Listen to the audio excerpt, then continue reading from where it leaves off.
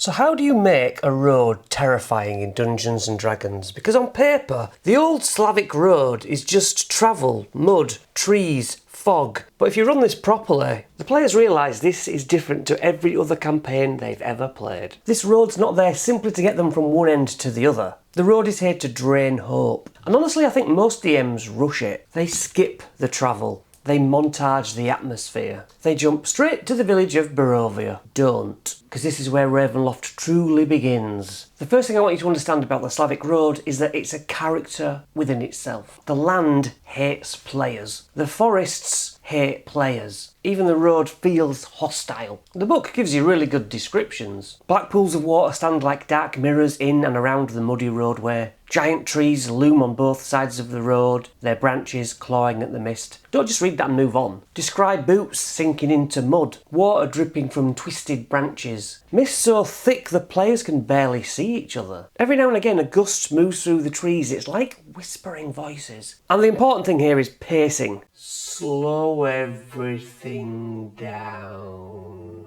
I know I keep saying it. Curse of Strahd works best when the players feel uncomfortable. The road itself should feel endless. The book says it takes 5 hours to travel this section, even just the beginning part. Mention how the scenery barely changes. The same dead trees, the same mud, the same thick grey fog. The players should feel lost even though they're technically following a road. A child's footprint, stopping suddenly in mud. A broken doll lying in a puddle. A raven watching from a branch that never flies away. A rope hanging from a tree with nothing attached to it. These matter because horror lives in the imagination. And here's something I'd use wisely. Silence. Don't constantly narrate. Sometimes after describing something unsettling, just stay quiet. Let them sit in that thought and atmosphere for a second. Then you can also start asking questions, which makes them feel paranoid. Who's leading? Who's checking the lantern? Alright, who's at the back? Are you keeping watch on that tree line or? Now here's the evil part. Sometimes ask those questions even when nothing is happening. Even pretend to roll, pretend to write something behind the screen and have the players stop feeling safe. And then we get your random encounters. Normally it's D&D random encounter, roll the dice, thing attacks, roll initiative, move on. But these encounters in Curse of Strahd should be to tell a further story. The book says to check every 30 minutes. On the road an encounter happens at 18 plus.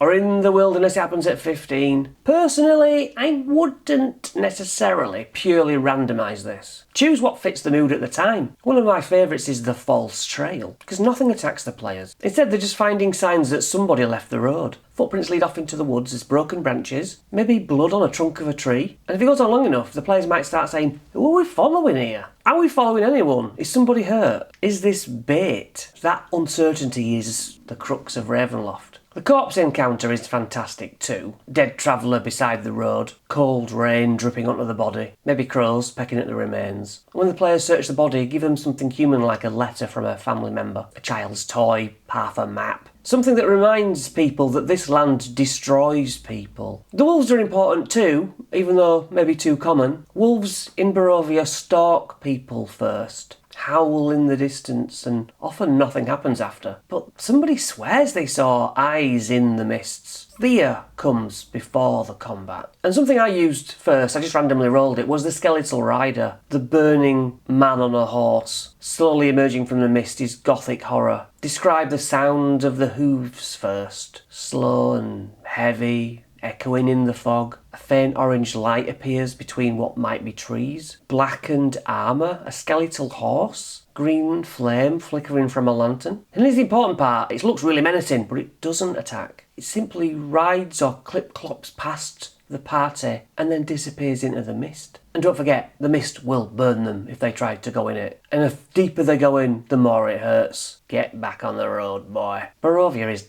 goddamn exhausting. I like the idea that they feel safe on the road, but really, that's not safe at all. That's what everything thinks. Is that music? Laughter? A Vistani encampment? But then the music and laughter stops before they find where it's coming from. And finally, the players see them, the gates of Barovia. This is where you end the session. Do not rush this reveal. The fog slowly parts. Huge stone pillars loom out of the darkness. Iron gates hang open in between them. Ahead of you, jutting from the impenetrable woods on both sides, are the high stone buttresses, looming grey in the fog. Next time, we walk through the gates of Barovia, and your players then realise maybe our characters will never leave this place. Don't be so tight holding on to that subscribe. Hit the button, and I'll see you next session.